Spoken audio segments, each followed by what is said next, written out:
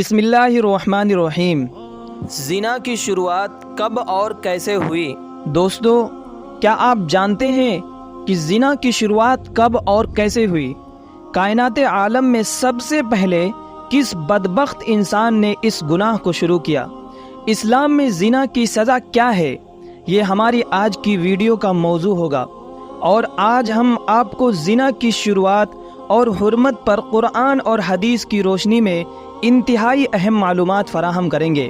ناظرین، جب ابو البشر حضرت آدم علیہ السلام اور حضرت اماں حوا نے اللہ رب العزت کے حکم کی نافرمانی کرتے ہوئے ابلیس کے بہکاوے میں آ کر شجرہ ممنوعہ یعنی وہ پیڑ جس کے پھل کو کھانے سے منع کیا گیا تھا، اس کے پھل کو کھا لیا، تو اللہ نے حضرت آدم علیہ السلام اور حضرت حوا کو جنت سے نکال کر زمین پر اتار دیا، اور پھر اللہ تعالیٰ کے حکم سے حضرت آدم علیہ السلام اور حضرت حوا کے یہاں اولاد پیدا ہوئی۔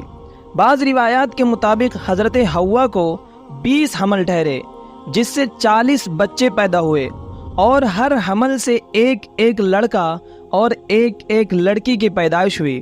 حضرت آدم علیہ السلام چونکہ کائنات عالم کے پہلے انسان تھے، اور زمین پر حضرت انسان کی نسل بڑھانے کے لیے ایک حمل سے پیدا ہونے والے لڑکے کی شادی دوسرے حمل سے پیدا ہونے والی لڑکی کے ساتھ کر دی جاتی تھی، جبکہ دوسرے حمل کی لڑکی کی شادی پہلے حمل کے لڑکے سے کی جاتی تھی، اور ایک حمل کے بہن بھائی اللہ رب العزت کے حکم سے آپس میں بھائی بہن قرار پاتے تھے۔ ناظرین، اسی دوران حضرت آدم علیہ السلام کے ہاں قابیل اور حابیل 2 بیٹے پیدا ہوئے۔ قابیل کی بہن اقلیمہ بہت زیادہ خوبصورت تھی، جبکہ جو لڑکی حضرت حابیل کے ساتھ پیدا ہوئی تھی وہ اتنی خوبصورت نہیں تھی۔ چنانچہ جب بچے بڑھ کر جوان ہوئے اور ان کی آپس میں شادی کا وقت آیا، تو قابیل نے حضرت حابیل کی بہن کے ساتھ نکاح کرنے سے انکار کر دیا، اور کہنے لگا کہ یہ تو بالکل خوبصورت نہیں ہے، میں اپنی بہن اقلیمہ کے ساتھ شادی کرنا چاہتا ہوں۔ یہ معاملہ اس قدر بڑھا کہ حضرت آدم علیہ السلام نے حکم دیا کہ دونوں بھائی اللہ تبارک و تعالیٰ کی بارگاہ کے اندر اپنی اپنی قربانی پیش کرو۔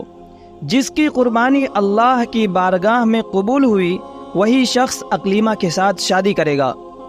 قابیل کھیتی باڑی کا کام کیا کرتا تھا، جبکہ حضرت حابیل بکریاں چرایا کرتے تھے۔ چنانچہ حضرت حابیل نے اللہ رب العزت کی بارگاہ کے اندر ایک خوبصورت بکری کا بچہ پیش کیا، جبکہ قابیل نے گیہوں کا گٹھا اٹھا کر اللہ رب العزت کی بارگاہ میں پیش کیا۔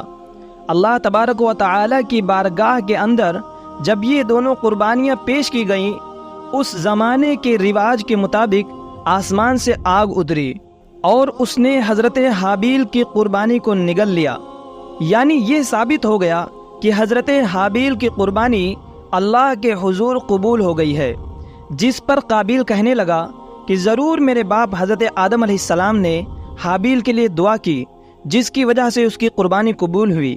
ناظرین، قرآن مجید میں حابیل اور قابیل کا قصہ سورہ المائدہ میں آیا ہے۔ جب حضرت حابیل کی قربانی قبول ہوئی تو قابیل نے حضرت حابیل کو مارنے کی دھمکی دی۔ روایت کے مطابق حضرت حابیل قابیل سے زیادہ طاقتور تھے، لیکن آپ نے اللہ کی خوف کی وجہ سے فرمایا، اگر تم مجھے قتل کرنے کے لیے اپنا ہاتھ بڑھاؤ گے تب بھی میں تم کو قتل کرنے کے لیے اپنا ہاتھ نہیں بڑھاؤں گا، کیونکہ مجھے تمام جہان کے پروردگار اللہ رب العزت کا خوف ہے۔ اگر تم اس انتہا تک پہنچ جاؤ کہ مجھے قتل کر ہی دو تو اپنے گناہوں کے ساتھ ساتھ میری خطا کا بوجھ بھی تمہارے سر ہوگا۔ چنانچہ قابیل نے غصے میں آ کر حضرت حابیل کے سر پر پتھر مارا، جس سے آپ کی موت واقع ہو گئی، اور یہ زمین پر پہلا قتل تھا۔ جب قابیل حضرت حابیل کو قتل کر چکا تو اسے فکر ہوئی کہ اب اس کی لاش کو کیسے ٹھکانے لگایا جائے۔ وہ حضرت حابیل کی لاش کو اپنے کندھوں پر اٹھائے کئی دن تک مارا مارا پھرتا رہا۔ بعض مفسرین نے ذکر کیا ہے کہ جب قابیل اپنے بھائی کو قتل کر چکا تو اس کی لاش 1 سال تک اپنی پشت یعنی پیٹھ پر لادے پھرتا رہا۔ پھر اللہ تبارک و تعالیٰ کے حکم سے 2 کوے آئے اور ان دونوں نے قابیل کے سامنے جھگڑا کیا۔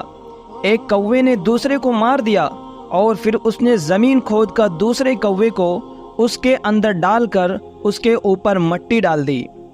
قابیل نے جب کوے کو دیکھا تو افسوس کرنے لگا کہ میں اپنے بھائی کی لاش کو بھی نہ چھپا سکا، چنانچہ پھر اس نے بھی اسی طرح کیا اور حضرت حابیل کو زمین کے اندر دفن کر دیا۔ دوستو، جب حضرت حابیل کی لاش دفن ہو گئی تو قابیل اپنی بہن اقلیمہ کو لے کر شیطان کے مشورے پر یمن کی طرف فرار ہو گیا، کیونکہ مسلسل شیطان اس کے پاس آتا رہا اور اس کو اس بات سے ڈراتا رہا کہ تمہارا باپ تمہیں قتل کر دے گا۔ لہٰذا وہ اپنی بہن کو لے کر دور دراز وادیوں میں فرار ہو گیا، جہاں اس نے سکون اختیار کر لی اور والد کے دین حق کو چھوڑ کر پہلے آتش پرستی اور بت پرستی شروع کر دی۔ دنیا میں قتل و غارت گری، حسد، فساد، آتش پرستی اور بت پرستی کی بنیاد قابیل ہی نے رکھی، اور تاریخ عالم میں سب سے پہلے اس نے ہی زنا کا ارتکاب بھی کیا۔ اس نے اپنی بہن اقلیمہ کے ساتھ زنا کیا۔ حضرت آدم علیہ السلام کو اپنے فرزند حابیل کے قتل کا سخت رنج و غم تھا، کیونکہ وہ ان کا جانشین تھا۔ حضرت آدم علیہ السلام اس کی یاد میں 40 سال تک روتے رہے، یہاں تک کہ اللہ نے انہیں حابیل کے بدلے ایک نہایت نیک اور سعادت مند فرزند عطا فرمایا۔ حضرت آدم علیہ السلام اور حضرت حوا نے اپنے اس بیٹے کا نام شیش رکھا۔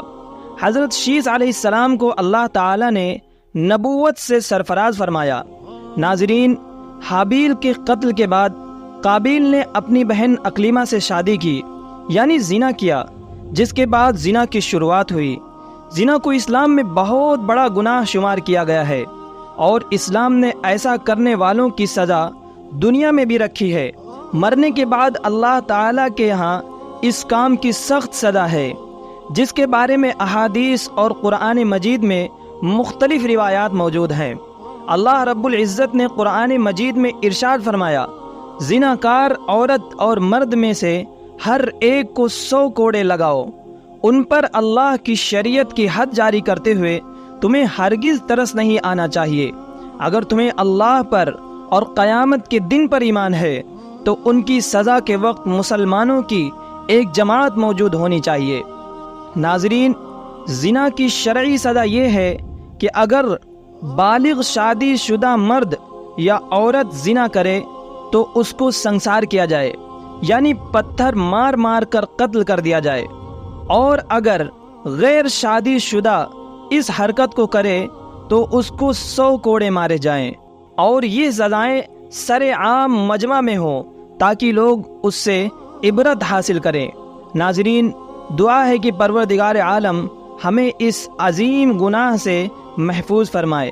اگر آپ کو ہماری یہ ویڈیو اچھی لگی ہو تو ہمارے چینل کو سبسکرائب ضرور کریں اور اپنی رائے کمنٹ سیکشن میں ضرور بتائیں۔